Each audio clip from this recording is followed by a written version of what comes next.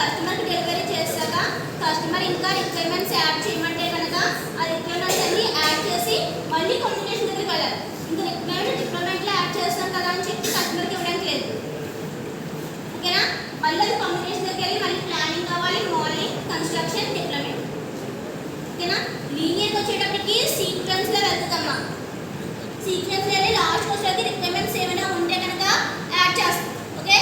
Iterative వచ్చేటప్పటికి communication అయ్యాక planning వెళ్తుంది. ప్లానింగ్ మీద డౌట్స్ ఉంటే కమ్యూనికేషన్ అవుతుంది.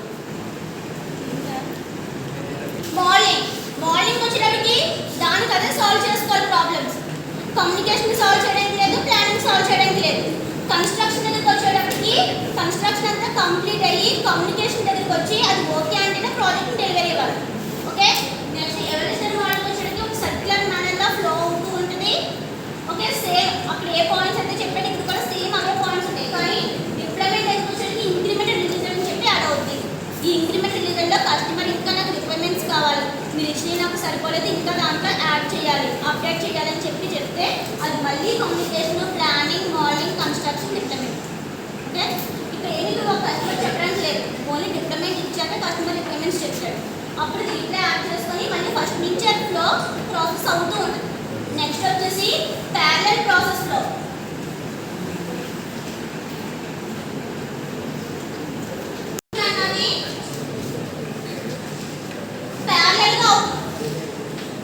చెప్పిన రిమైనింగ్ 3 మెథడ్స్ లోని కమ్యూనికేషన్ యొక్క ప్లానింగ్ వెళ్తుంది. ఓకే? కమ్యూనికేషన్ అంతా కంప్లీట్ అవ్వాలి, అప్పుడు ప్లానింగ్ వెళ్తుంది. చెప్పి 3 మెథడ్స్ కూడా సేమ్. కానీ ప్యారలల్ వచ్చేటప్పటికి ఒక కమ్యూనికేషన్ అవుతూ ఉంటుంది, పక్క ప్లానింగ్ రాస్తూ ఉంటారు. రెండు ప్యారలల్ గా అవుతాయి. ఆ రెండు కంప్లీట్ అయ్యాక మోడలింగ్.